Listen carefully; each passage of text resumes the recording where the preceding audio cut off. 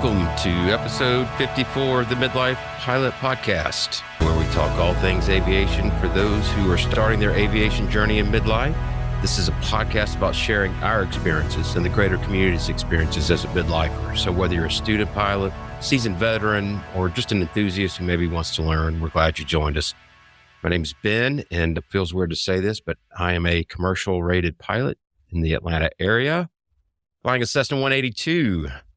Tonight with us, as always, from Nashville, Tennessee, on Music Row, we have Brian. Hello, Brian. What's going on? The Sage has now moved to a whole different level, and I can hire you to bring me, I don't know, breakfast or something, or I don't know. What do you do now with the commercial? But we'll get to that. We'll get to that later. Also tonight, 51% of the prorated share of the plane. Yeah. Not if it's my play. We'll get to that later. Tonight, from the West Coast, flying his amazing flight design CTLS, our little plastic egg, our sport pilot extraordinaire. Hey, Ted, how you doing? Hey, doing well. Yeah. Awesome. We broadcast this podcast live on YouTube every Tuesday night, 8 p.m. Eastern. You can find it at youtube.com/@midlifepilotpodcast. The live chat is open for questions and comments and making fun of us and whatever you want to do. Audio only version of this podcast is at iTunes, Spotify, wherever you get your podcasts. Please be sure to subscribe or follow whatever your podcast player does. We love getting 5-star reviews. We'll read it on the podcast if we can get a 5-star review from you. Email us at midlifepilotpodcast@gmail.com. Feedback, suggestions, any great stories, your life story, we'll read it. We love it. Send it to us. We also have a very active Discord community. You can send us an email requesting an invite. We'll get that sent out to you as soon as possible. And we are on the verge of having our store back up and running. I placed an order tonight. We're going to see how that goes before we announce that it's ready to go. Yeah. So, Ted, what have you been up to? Oh, so I finally got back in the plane. It's been since Thanksgiving because of terrible weather here. And PNW, baby. That aviation therapy is great. And so I was going to go drop down to another airport, and the whole area was covered in fog. So I turned around and came back. And so I've got a question for you, which is, I was near an airport. I was half an hour outside of the Charlie. So I go to pick up flight following as I turned around and came back. And they said, all right, hold on, come back to you. How long do you wait for them to come back to you? Are you hearing other conversations on the frequency? Yeah, it's about 50% busy. There's, so there's gaps and everything else. It's a hard question, but it's the context. So if he's reading back a IFR clearance, then you know where that's going to end, and that's when I jump in. It's when you know that he's done talking to that specific airplane when I try to jump back in. And I'll wait 2 or 3 conversations. If he's told me to stand by, I'll let 3, maybe even 5 conversations go by with different airplanes till I jump back in saying, hey, you forgot about me? Yeah, there was a C-130 at the coast that they were trying to get relayed traffic to. He was off the radio. So, and that wasn't super taking up all the time, but it was obviously taking up a lot of his attention and people checking in and that kind of thing. But I think that really what happened is there were 3 planes in the general area. And I think that it probably just dropped. It was like, oh, there's a guy near Salem. And then somebody else came on, and so he just assumed that was me again. So I waited because I was waiting for that kind of big interaction to happen, and so it was 7 minutes, and so it was really interesting to go back and listen to that and think about how to do that. It's the question. The question really is, how many CTLS flight designs will fit in a C-130? Yes.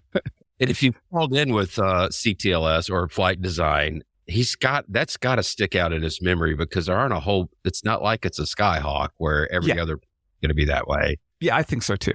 But it's fine. It wasn't a big deal. I didn't need it. If I was going to bust some airspace, I would have been on it a little more, but it was like, I was fine. I just knew that I was going to get into it. Yeah. So I went up, and there was fog, and we have some winter weather that we get right here where there's an airport, Troutdale, that is right at the entrance or the exit to the Columbia River Gorge. So you've got 4,000 foot walls and this great funnel for the wind.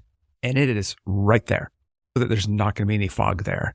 And I knew the winds were high. And so I was like, I'm going to go over and practice some landings, which I hadn't done strong windy landings in the CT yet. Here's my initial call from them. November 4th, State Prop, correction November 4th, which is Bravo, runway 7, wind at 03025, gust 35, clear to land at the traffic short final. 25 gust 35. So that was a lot of fun. Go. What was your ground speed over the numbers? I saw 15 miles an hour. I saw 27. Okay. I think I saw 23. And one time when I was climbing and it's a 5,000 foot runway. So you get to pattern altitude at the end of the runway because of that. And so I pulled the throttle all the way back, and I hadn't asked tower. Otherwise I would have put out flaps and actually watched it go backward. But I was pretty close to zero at that point. And wow. That's always fun. But so I did a fairly successful power off 180 when I did it, which was something that I've always wanted to try, is doing it that much wind, because it's so hard to predict how far everything is. So I would not be flying. I would not be landing at that airport in my airplane in a high wing. Oh, well, that's just pretty much right down the runway. But, that's the thing that's what's great about that airport is it's within 10 degrees of the runway. And there's no way otherwise. But it was like, that is the perfect place to go practice strong winds, because it's coming straight down the runway. And I can always go back home. I can always go back to my airport where it was like the windsocks were dead across town. Right. That's really cool. Yeah, so it was a fun little adventure. Maybe if in January, I'm going to be venturing up to the PNW, Pacific Northwest, and Ted's offered me a ride. So yeah. I need to lose a little weight probably, but it's okay. No, it's just that I can't go with you. Yeah. We'll just go with quarter tanks instead of half tanks. Yeah. Yeah. Full tanks is 8 hours. So yeah, it's really easy to not. Yeah. Yeah. Brian, any fun-filled flying for you? Pardon the alliteration. Yeah, I flew pretty much every day last week. The plane had been down for some maintenance for a minute. Nothing too terrible. It's just one of those things where you're just waiting on finding the right parts or whatever. But I actually had one momentous flight in that my sister came to visit down from New York, and I took her up. We went to Muscle Shoals to get barbecue, and we took she has a little vial of our dad's ashes that's in this necklace sealed thing. Right. And I had not been able to take her flying before until this point, since I got my certificate. So she posted a great Instagram story post. It showed me and her, and then she's holding the vial, and it said 2.02 Siskins flew today. So that was a miraculous sort of moment for me, really, because that was the last of my siblings that I had not flown. I feel like I've covered all the bases now, and I felt particularly proud and like I really achieved something to be able to do that, because I just know that my dad would have gotten a real kick out of it. So that was a really great. Absolutely. That was a really great flight. I went to Knoxville. I went to other places around. I did a lot of flying. The weather was so great, and I just took advantage of it. The only thing I can say that would have been better, especially this time of year, to have such nice weather, would be if perchance, I don't know, I was doing a check ride for a new rating, but I wasn't doing that. But Ben, you sure were. Congratulations, Ben. Thank you. Really, it takes a village, and it definitely took a village. It felt like. I do want to highlight one quick comment on your how long to wait. Josh McElhatton brings up a good point. One thing I've noted with gratitude is how much my waiting on ATC anxiety goes down with the experience. You could not say that any better, Josh. I totally agree with that. So to get into it, I chose a DPE up in the Charlotte area. And I had met him a couple of years ago during an opposing basis meetup. And this guy, his name is Ron Horton. I'll go ahead and throw that out there. He's really a very neat guy. He has won the Wright Brothers Award for 50 years of safe flying, which is a really big deal. And he and I just hit it off, and I reached out to him back in October, said, hey, this is where I'm at. I'm looking for a DPE. He said, well, I'm really busy in December, but how does the 15th look? And I was like, awesome. I thought I was going to be doing it in my, he really bent over backwards to help accommodate my timing. I had things come up between October and now, and so it was a little bit rushed at the end. So when I say it takes a village, I have our friend from our last week's podcast, Nathan Ballard, was my primary flight instructor. We had some IACRA forms we had to dance around and get fixed, and he was on call waiting to help me out. We get up there. So I fly to Charlotte the day before, flew with One Dull Geek in his Cherokee 235. That was the first time I've flown with him. That's awesome. I aspire to have checklist discipline like he does. So we flew the route so you have to do a cross-country route that you have to discuss during the oral. And so we flew that just so I can get a overview of what am I looking at for the next day. And we had a great time. He took time out of his day. He was very gracious because he was getting ready to head down to on another trip the next day. So, and then let's see what happened after that. And then I met with a fellow who is in our chat tonight, Echo Charlie. Elliot and I met a couple years back through opposing basis, and I've met him in person a couple of times. Probably as nice as he is funny, and I refer to him as the Will Ferrell of aviation because comments in the chat during OB would just have me crying with laughter. But he is a A&P with IA, and he's also a pilot. He's the youngest pilot to be type rated in the Falcon 900, youngest in number of hours. I think he had 500 hours, and he was getting a type rating in a tri-jet. He's got a very impressive resume. He's super knowledgeable in so many things. So I took my cross-country flight plan over to him, and we talked through it and asked him to poke holes in it. There's always, and I guess this goes out to everybody, there's always somebody who's going to know more than you. And there's always going to be somebody who knows a lot less than you. So seek out those folks that know a lot more. Elliot was super, super helpful with me. He gave me a tour of the Falcon, which was a pretty amazing airplane. So that was a lot of fun. Wake up next morning and we get started. It's amazing to me. It's my third rating. And I probably was as nervous, if not more nervous, this one than I was the first two. It just never goes away. Yeah. And it was pointed out to me several times, if you're not nervous, then maybe something's wrong. If you don't have the jitters, then you're probably not taking it seriously enough. So I was not in fear of me not taking it seriously enough because there was one point of the oral, you both know what my go-to weather product is when I'm briefing the weather. Brian, do you want to take a guess at what that number one product is? The Weather Channel because you like the music? No. Try again. The GFA tool. Oh. Yes, the GFA tool. The GFA tool.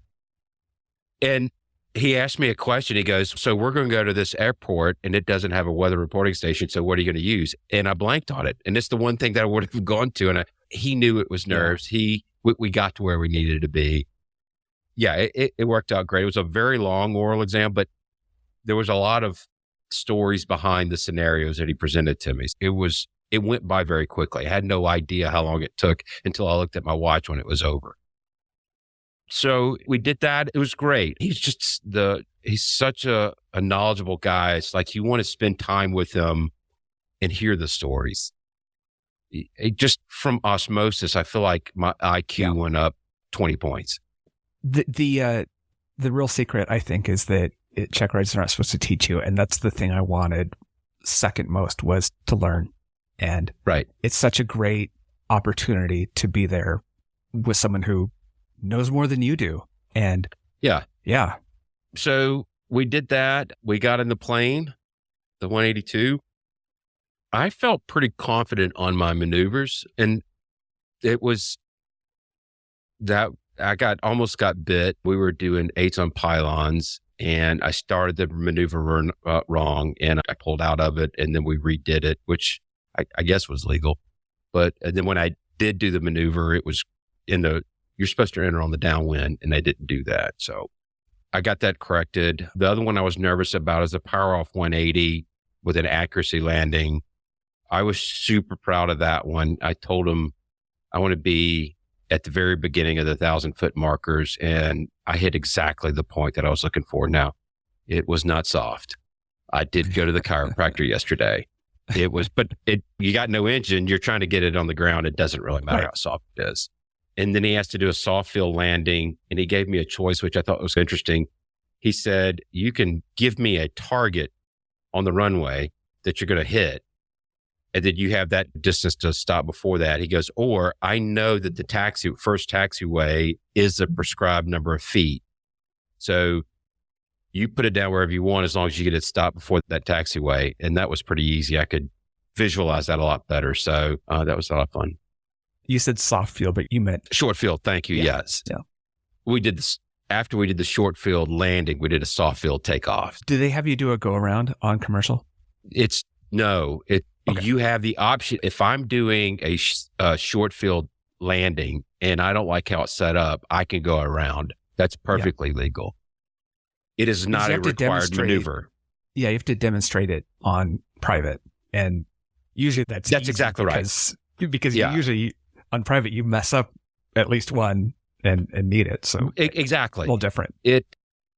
There were some moments though where he could have asked me what my name was, and I would have to tell him to stand by. I just felt I'm trying to process. Okay, he wants to do an emergency descent, and then I'm going through my mind, through my Rolodex. Okay, which maneuver is this? How do I need to, approach it? Because the nerves were there. We did accelerated stalls, which actually have become my favorite maneuver. 45-degree bank and just start pulling back. Wow. The Chandelle, it was the best Chandelle I've ever done. I hit the 180 point and the stall horn started just as I leveled out, and I've never planned it out. And that's a blind squirrel finding a nut. Sometimes you just get lucky, and I'll take it. That's fine. And then we landed, and they're required now that if they want to discontinue or fail you, they have to tell you at the point in which you failed. So, if you landed and you haven't heard you failed, then you passed. It was a huge weight off my shoulders when we got on the ground and I didn't kill anybody. Yeah. Yeah, well done. And now that you've been through it, do you think, considering that the commercial rating is for commercial flying, do you feel that the standards or the experience or the challenge are rightly purpose-built or adequate for that function? Does that make sense? It does make sense. Here's what I think. I was talking to AJ, who is in the chat with us tonight. You're not going to be doing a Chandelle in a Pilatus or a King Air. You don't have a need to. What it does do, though, you know your airplane inside and out and its capabilities inside and out. You know the envelope fully. And I think that translates to whatever aircraft you get into for hire, to be hired in and to operate. You want to have that level of knowledge and know it inside and out. And the spiraling descents, emergency descents, it doesn't really matter. You point that nose down and bank yourself 45 degrees at least and go. So it's the express knowledge of how your airplane flies more so than the maneuver in and of itself. Ben said that you're not going to do a lazy 8 and a Pilatus, and Elliot said you can do a lazy 8 once. Yeah. Yeah. let's go and disclaim that you can do any maneuver under the sun at least once. It was funny, the Denzel Washington movie where he flies the Barbie jet upside down or whatever it does. That was on TBS or one of the stations when I got home that night. This is the next step in the process. But there was a lot of in the oral exam about distractions, human factors, throwing up, you got a passenger who's just unleashing their stomach contents all over the back of your head. What are you going to do? And I told them they weren't on the back of my head, but I did have a passenger a month ago just paint the front of my dash while I'm fighting a 12-knot crosswind. So yeah, it's that you just have to focus on the task at hand. And again, I'm sorry about that. Actually, the retirement party that I went to today, it was that guy. It was his retirement luncheon that I went to today. So we had a lot of fun. He decided after that flight, he decided to retire and make sure that he saw the end coming. And yeah. Yeah. So yeah, it was, again, I knew that when I got at 24 hours after taking it, that it was going to be a great experience. But that time leading up to it, I don't care what you tell yourself. You're going to worry about this. You're going to worry about that. There's always something. There's always something. I deliberately did not call you or bother you too much in the couple of days prior because I wanted you to feel as much as possible no one even remembered or cared that it was going on. Yeah. Yeah. I appreciate that. And I know that my wife and my 3 boys knew that it was going on. And of course, Elliot and a few others knew. And I know you guys knew, but yeah, the less that know about it. Yeah. Because people are going to ask, how did it go? And if it doesn't go well, then, but in the same regard, as you tell it to the world that you're going to do it, that then it makes me more motivated to do the best that I possibly could do. So I don't let myself down. So then the question remains, what is next? Are you going to get your multi? What are you going to do? Tailwheel is going to be next. Yeah. I found a couple of different places that are doing tailwheel. It was funny, and Ted and I talked about this earlier on the flight up to Charlotte. Have you seen the AOPA sweepstakes plane, the 170? Yeah. I've got a major crush on that airplane, and it's at Peach State, which I'm going there tomorrow, as a matter of fact, for lunch. They were on frequency, and ATC called him out and said, "Hey, are you the AOP plane?" And he's, "Yeah." And I chimed in. I was like, "That is an awesome looking airplane." But no, tailwheel is definitely next for me. I do want to do multi. I need to refresh my finances. Oh man. Yeah.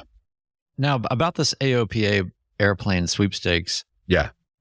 Do you take any solace, or do you believe it to be true at all that it is remotely possible for you to win that airplane by merely being a de facto member of the AOPA? Or do you feel that it is potentially only going to be won by people that pony up more? Is it rigged? I believe that it's going to be people that pony up more, because I'm one of those people that pony up more because I want that airplane. It's not going to happen. I am not going to lose sleep over it. But yes, I am getting my tailwheel rating in preparation of winning that airplane. Yeah. I love it. So the other one we were talking about was Stevie Triesenberg's plane, because she's flying that 140. Absolutely beautiful 140. It's an awesome, perfectly redone plane. And so she's posting her videos about flying it from California to Oshkosh. And that's a haul in a 140. And it's really cool to watch. Yeah. Like I said, there's really, ideally, I'd love a 180 just to keep the brand going as it is. But I'm not going to complain. Whatever I get in, I will.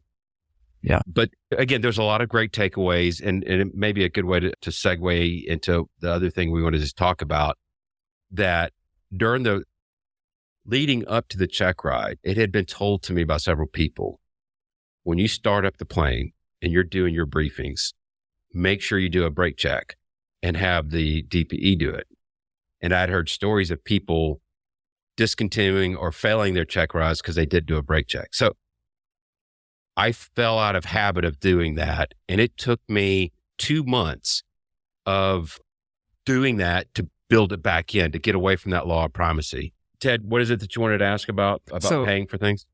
Yeah. So we know as private pilots, sport pilots, which is even more restricted, but we know as private pilots that you can't get payment for doing it. Your YouTube video needs to be incidental to the flight, those types of things. So what can you do now and what can't you do? Because that's what private pilots tend to think of is, I'm restricted now. I go commercial. I can do anything. So I am not a CFI and I am not a lawyer, but here's my understanding of the situation. I'm trying to keep this G-rated. I don't want us to be, you can provide the pilot and you can provide the plane, but you cannot provide both. So I can't come and pick you up in November 42911 and take you somewhere and charge you for it unless it's my pro rata share. However, if I have a Part 135 certificate that I file for, now I can provide my airplane and my services. It's still the pro rata share. And there's a lot more detail about that. It goes into that we could take up the whole podcast talking about common carriage and operational control and wet lease versus dry lease and all that. But it's basically you provide the service or the plane, but not both. Yeah. That's cool. Yeah. And yes, Elliot, I am always holding out on you, my friend. Yes. I guess you can't hold out because you can't supply the plane and the pilot. That's exactly right. I can hold out. I just can't hold out using my airplane. I can say, hey, if you need somebody to fly your plane for you, I'm your guy. Right. So that's ferrying a plane and getting paid for it, for instance. That's right. Right. Yeah. Oh, that's cool. That's it. Yeah. I tried to resist doing this because I still have a little ways to go before I retire from my current job. But I did go on Indeed.com. And it was very disheartening when you first look at it. We need 250 hours of multi. We need all these requirements. But I was with AJ and a couple other pilots last night, and one of them is a corporate pilot, flies for a Part 135 company. And a lot of these companies will pay for some of these things that you need. If you bring them with 1,000 hours of experience in a commercial rating, they will help you finish the rest of the way of where they need you to be. So it was disconcerting at first, but there's a lot more to it. And speaking of things that you can do, Todd says, you could do fish spotting. I'm a huge inshore fisherman. I would love to go just take my 180 or take somebody else's 182 or whatever they want to put me in and fly around the bay all day long. I would do that. Forestry Service flies 182s. I could go to work with them tomorrow if I wanted to, I think. So Pipeline Patrol is the other one. Pipeline Patrol, famously survey. Low hour. Yeah. Survey. Yeah. But there's a lot of survey planes, by the way. Mm-hmm. But you have to get on with the right company because a lot of them don't have a reputation for not maintaining those planes. Yeah, that does seem like some of the more dangerous stuff. So speaking of all of that, and they'll pay for type ratings. Sometimes they'll pay for some of your multi-time. Brian, just plain silly, was on the relaunched Fly the Transition podcast, which is basically the Ben story, right? It's people that are doing a second career into this. And yet they were having that conversation specifically about don't get your own type rating. They'll get that for you. And there's some squishiness in those requirements. I'm still waiting for Elliot. He works for a very large manufacturer, and I'm waiting for him to make me an offer to join his company and pay for my G5, Gulfstream G5 rating. I'll probably be waiting for a little while. Yeah. So speaking of checking the brakes, as you said, because and doing the thing that I know, maybe this is especially a thing as plane owners or once after your first 100 hours, maybe, but it's those bad habits. And Brian, you mentioned this, I don't know which conversation we were having, but the law of primacy is a real thing. And I loved my initial instructors. I thought they did a fantastic job, but I look back now at what I see some watching One Dull Geek and his habits and what he does. He formed them the right way from the very beginning.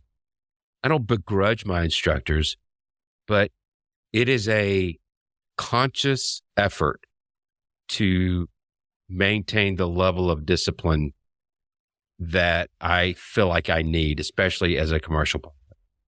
I'll give you another example of the check ride, bad habits. I brief a departure every time. Now, depending on who my passengers are, I might not say it out loud, but I will know exactly which points and all. If it's another pilot or somebody that's even interested in aviation, I'm going to say it out loud. I did that on the check ride for the first takeoff, but I didn't do it any other time after that. Yeah, because I'm not used to doing it. I'm not used to, doing a check ride. But the point is that if I was saying it out loud every single time, regardless of who's in the plane, that would not have been a problem. Yeah. You're saying for your departure brief or just for everything? My departure brief. No, just the departure for everything technically, but for the departure brief, absolutely. That's really what I'm referring to. Yeah. I mean, it is a little tricky when you have say a first time small airplane passenger. You don't want to get into like when the engine fails. Yes, that's exactly right. Yeah. If we're below 1,000 feet, we're going to aim for that fill and pray to God. Yeah, that doesn't instill a lot of confidence, but you can soften it up a little bit for your non-aviation passengers, but still that's something that I have to now work really hard at. I usually spend enough time on the passenger brief about run backward, do not go forward with the spinny thing. Those types of things that I definitely don't want to talk about my takeoff briefing to a nervous passenger because I've already mentioned quite a few things at that point. But I was thinking about that because I have never been in that habit, which is you go fly, you go to another airport. Let's say you're just doing touch and goes, but it doesn't matter. You go over there.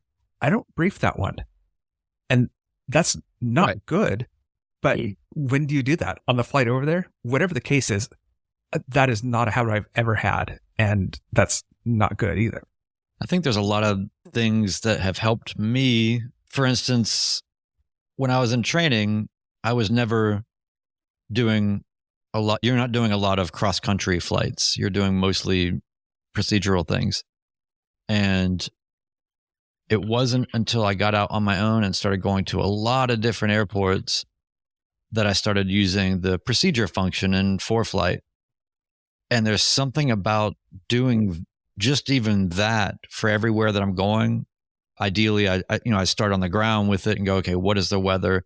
If it's a long trip, you might do it on your way in, or at least you're going to obviously verify everything against what you've chosen or anticipated. But that gives me something that I'm, in a tactile sense, pressing or doing that then I sort of can read from or brief back to myself, visualize, look outside, look back, compare it against perhaps what the 530s, I don't know.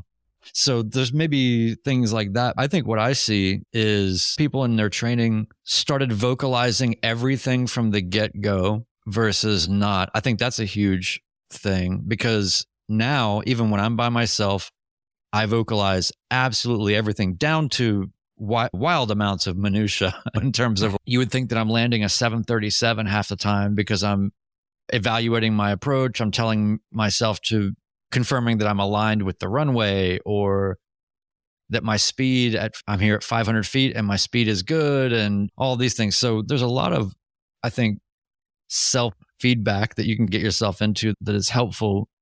And if you haven't built that even to start with, then you're going to be perhaps that much more behind it. I think, there's also just the primary, misinterpretation of the function of checklists, at least I'm not a CFI, but I feel like early on, I started to figure out that is a means to verify what I'm doing, not a to-do list for what I'm going to do. 100%. And that really helped. But those are all interpretations that are the baseline, I think, for that primacy that you either can keep or not. But I think in general, it's totally natural, especially for us numbnuts like me that are 400 hours. Boy, is that the sweet spot to start feeling like you're getting in and out of the car a little bit. But so I do want to clarify one thing. I don't necessarily think that not saying your flow checks or your checklist items out loud is a bad habit. It depends from one person to the next. And I'll give you what I'm talking about here. A friend of mine who lives down in South Georgia, he's a flying mentor to me. His name's Skip. He has a Baron. I've never heard him utter one checklist item, but you can watch his hands move in a very defined way, and he's touching things. He's just not saying anything. He has absolutely no desire to go but to fly his family around in his Baron. He doesn't have a commercial. He doesn't want to be paid for anything. So it doesn't matter to him. For me, if I'm going to be getting in the right seat of an airplane that's going to have ops manual where you've got flows and checks and reads and responses, then yeah, I need to be doing it. So I'm not saying specifically not vocalizing your checklist out loud is a bad habit in and of itself, but actually not doing it. That's the bad habit. Yeah. I think what it comes down to also is there's a creep of, like you said, in training, there's a lot of good habits that you probably have. And then slowly you start to recognize that little by little, those things are getting chipped away from. And it's not very noticeable because it's such a slow creep. And then that creates a slight void, I think, of some kind of ambiguity, perhaps. And then it really sets the stage for other things to come into play it makes room for bad habits. 100% agree with that. It developed there's little things over time. You'll get out of a descent checklist where you're just not doing it. Well, you're doing your flows, but about 2 months ago, I started getting back into it. I had one time where I forgot to enrich in the mixture and I heard a little engine sputter. I'm like, oh yeah, you're at 9,000 feet, you idiot. When you go down to 3,000 feet, it doesn't have enough fuel. Sometimes you get punched in the nose to remind yourself those little bitty micro things. Oh yeah, let's not forget those. That's why we have checklists. That's why we do things. There are other habits. You made a comment in your last video, which again, I say this about all of them, but Brian, your video, it may be one of your best ones yet. You had a phrase in there. I wrote it down. And in the phrase, please, I'm sorry if I don't get it exactly right, but we're all tethered to risk. Do you remember saying that? I said something along the lines of that in some level, maybe aspirational or otherwise, I'm just trying to always make sure that in my consciousness that I am always tethered to the realities of the risk in aviation was what I was getting at. Exactly. And that to me hit the nail on the head. I felt a strong draw to that. And those are where the bad habits come in and why we need to fight them. It hit home with me very close. Yeah, Brian just put up this video yesterday, and it's a good reminder of something that several have been thinking about in various ways, which was, how do you recognize the bad habits in yourself? And how do you call out someone else for them? And if you're only doing a BFR every 2 years, you may not be flying with someone who will point out mistakes that you're making or risk that you are taking and not thinking about or things like that. And I think that it is a little bit easier to build those bad habits when you're flying a single plane and you're flying it generally alone than if you're with somebody who will point that out to you. Right. I think, by the way, I didn't really want to of course I wanted to make what I made, but I wasn't sure if I wanted to say it, which in a weird way became a meta experience in my head because I was thinking, no, this is, if you've got something to say, you should say it. If it's wrong, nobody will figure it out faster than someone in the aviation community and tell you. And that's fine. If I'm right, great. Also, maybe things are not in these absolutes or these kind of binary considerations. And maybe it's just about the act or the pledge to yourself to just remain conscious and call other people out if you have to, because again, it always remained tethered to the risks. Exactly. I think that it's easy in the same way that it is. For instance, when I moved to New York City and I didn't drive for a few years or whatever, and then you get back in a car outside of New York somewhere, you're back wherever, it's shock. You're like, I can't believe that this is legal, that people are allowed to drive around these heavy, completely vulnerable, freewheeling. Everybody's got independent control and can do whatever they want, and they're all on their phones. And this is bonkers, man. This is absolutely insane. I think that I'm trying to just, with aviation, try to do everything I can to not, it's a battle because you want to be comfortable, because you want to not be task saturated, so that if you are in an emergency or you need that extra bandwidth, it's there. But you have to be careful about how that presents and how it molds, because it can easily become something that is problematic. And I just think that for me, I have been maybe it's a little bit of that imposter syndrome that we talk about a lot, but it's who am I to say? And we are also rightfully conditioned to say, I'm not a CFI, go talk to a CFI, which is all real. But at the same time, people need to be more open and available to criticism from each other, and to set aside pride and set aside your ego. My lecture every time I fly with another pilot is I tell them, I don't have any pride.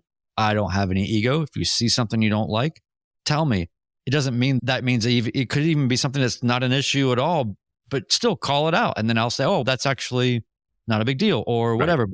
Put me in a position to defend, put me in a position to clarify, put me in a position to do better, and I will do the same for you. And I think that should go beyond the people that are just in the plane with you. And I think that if you see someone in YouTube videos that is doing things that are precarious, then it's better to say something than to not say something. If you see somebody at your local field, or you have one of your friends, or whatever it is, it's just always going to be better to say something than not. And we have to be above the discomfort of confrontational or seemingly confrontational conversations, so that we can keep tabs on each other, because the risks are real. And we're talking about family, we're talking about friends, we're talking about people on the ground or whatever. So that's really what I was getting at.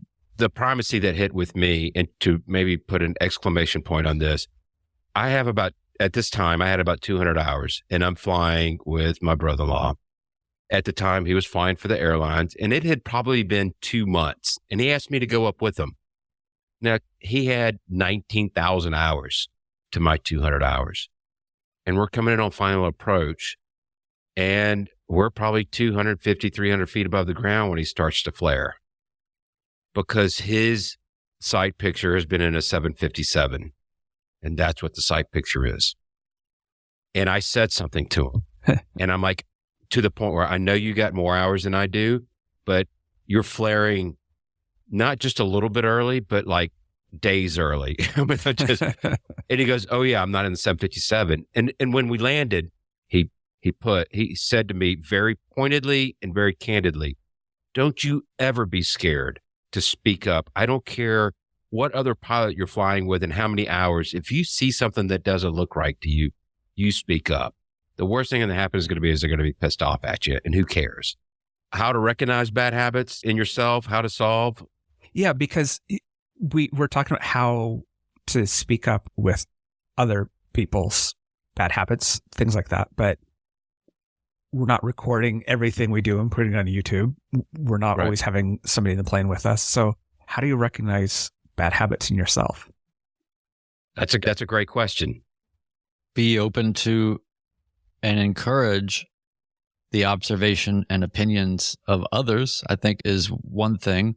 Even if they're not in the plane with you, they can even check you in sort of an abstract sense of just asking you, how do you feel about your flying right now? Do you feel like you're living up to what you challenged yourself to do in the first place? Or Do you feel like you're holding up your part of the deal? I mean, it could be even something as secondary or tertiary as that. I think it's like anything else. There's going to be signs. There's going to be small things that I think you can just pay enough attention to. Ben, when you were talking about your mixture being set at the most fuel efficient setting of all time for one, that burning 14 gallons an hour at that point, by the way. So I think that the way to look at that, again, I'm not a CFI, but I think that at least the way I interpret things like that when they happen is it's easy to go, I really need to be better about checklists. And that's true. If you were following a checklist for your descent, then that wouldn't have happened. However, to me, those are little alarm bells. Those are little things popping up that kind of tell me that I need to be looking at the entirety of what's going on and being more aware and more thorough. It just tells you you're getting a little loose. Yep. And so that's probably going to be, if you don't do anything about that, it's going to be something else the next time or whatever. So as much as it's these kind of whack-a-mole kind of, yes, I can solve this with that and I can solve this with that. I think that you can always check yourself, I think, by seeing how many of those kind of things are hanging out. I did have one take off fairly recently. I can't remember where it was or when, but it was fairly recently. But I just remember I do all my checklists and my flows to go, and I always leave my mixture super lean and the fuel pump off until I'm really actually going.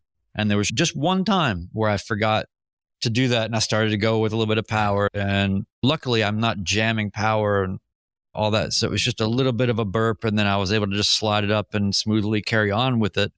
But that just told me you got to tighten up, snap into a little bit more awareness. I think two different categories of, or ways that I see to recognize this. The one is what we're talking about, which is when you recognize yourself making a mistake, those are good moments to look and see what other mistakes you're making. The other one that we haven't really talked about, though, is continue to learn. Mm-hmm. If you're reading or if you're watching CFI videos, if you're reading Killing Zone, a million other books, if you're reading AOP, whatever it is, usually those are the types where it's like people are talking about checklist discipline. You're like, oh, you know what? I'm not doing that. Or they talk about, whatever it is. Great example. You fly the pattern. Yeah. I was reading, I think it was an AOP article, and I had a bad habit. I was making too steep a turns in the pattern. Yeah. I was doing 45, and that's all in the pattern setup. I can avoid that. I don't have to make 45-degree turns. If I think I'm going to overshoot the final and I'm banking that hard, guess what? That's a terrible habit to get into. That's a great way to stall an airplane. Yeah. That's a perfect example of that, Ted, and I'm glad you called that out. Yeah. Maintaining your education level and just finding different sources to find this information. Yeah, Josh makes another good point too. Yeah. Josh makes another good point. Invite other pilots to fly. Josh, if you need me to, I could come up there and fly with you if you need a pilot. I'm probably the only one in the group that hadn't been in your Cirrus yet. So all you have to do is ask. It's a great plane. So I was happy to fly in Josh's plane when we were flying down in Florida at low altitude for long periods of time in the summer. With AC? Yeah, that was really nice. Not even funny. Josh is a great pilot. We'll start wrapping it up here. We want you to join our Discord. Send us an email at midlifepilotpodcast@gmail.com. There was a couple other things. What was that? You can support us on Spotify. You can do it for as little as 25 cents an episode, 99 cents a month.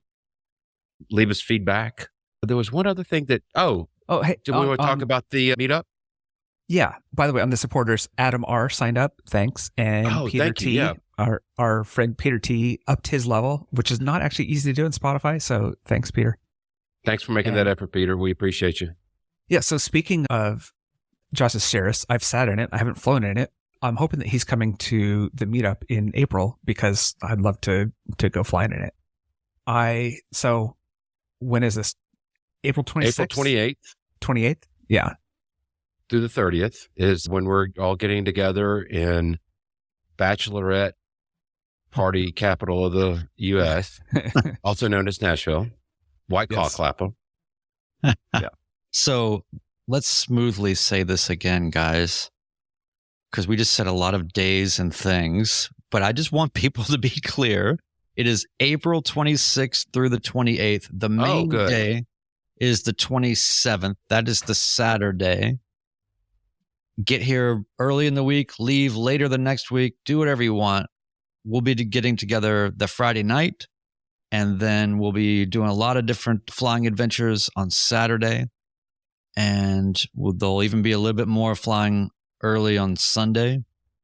We have a website that will be in the show notes that will explain all of the stops. You can even see video of each of these locations. There's a lot of information there, but most importantly, we have on this website that is too complicated to say in the audio podcast, but is in the show notes, that there is a button that is really easy to find on that website where you just click it and answer a few non-intrusive questions that state your intention to come so that we can gauge the interest and likelihood of who is coming and whether you're bringing a plane or not. It helps us do some of this planning.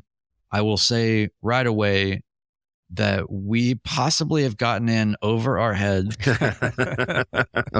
and there's been way more interest than we ever anticipated, but we will make it all happen one way or the other. And I don't know what the weight limit is in Josh's plane, but we can probably put 6 or 7 people in there. I don't know. No, but it's been incredible to see the amount of interest that we've had, and we will make it all happen. And ultimately, while the flying stuff is great, I always just want to reiterate that we've done this before. The hanging out is always the best part. So you'll get some cool flying in and see some new places, but you'll also get to mix it up in some other different airplanes and meet new people and see the familiar faces of Discord and what do you call it? IRL. And it's really a very exciting thing. And if Chris, OG Midlife Pilot, makes it, then it'll just be the icing on the cake. But anyway, that's the gist of it. The show notes are the doobly-doo is where you go to get all the information about that. And we are super excited. I'm glad we actually thought of it ahead of time so we can plan. And Ben's been doing a lot of work. We're going to, on some Airbnb accommodations, and probably going to send out a message in the next, week or so to start seeing who's interested in that. I literally booked my tickets today, so I'm coming out. I'll be there Thursday evening and be leaving Sunday evening. So if anybody's coming early, be around beginning Thursday evening. Officially, it starts late Friday. So I'm going to go on record. Juliet Echo Foxtrot in the chat said, bring your own White Claws. I am working on a sponsorship from White Claws. I'm hoping to have that you don't have to bring your own, because nobody, especially any midlifers, really should be bringing caught with White Claw in your airplane. Anything else to cover on that, gentlemen? Non-alcoholic options are available as well. And absolutely, we're serious about not drinking too heavily. Flying, hang out with people is the priority order here. So we'll wrap this up. But for next week, we've got some stuff in the works. It's going to be a Christmas holiday year-end special review. Is that what we're calling it? I don't know what we're calling it. I'm just throwing out a bag of words episode here. Year in review. But it's going to be big. It's going to be big. There's going to be tons of, there's countdowns, there are lists. There's just all kinds of pre-production that is going into this. And you guys have gone completely ham on this whole thing. All right. We'll see. I hope it goes as well as I think it will. Is it going to be 3 hours long or no 2 hours? I don't know. It's going to be long. Depends on how much I drink. I don't think it'll be that long. Exactly. Yeah. All right. I'm excited. Yeah. No promises here on how long it's going to be or how chaotic it is. We're just going to have fun. Yeah. We'll wrap it up with that. Gentlemen, thanks for potting with us tonight. Thanks to everybody in the chat. Been reading your comments, trying to get to a few of them. Shout out to Elliot and Nathan Ballard. You guys really helped me out this past week. I'm very grateful for you all and grateful for all the support of everybody that's reached out. I say it too much, but this community is pretty amazing. So thank you all. Wrapping up episode 54 of the Midlife Pilot Podcast. Good night, everybody.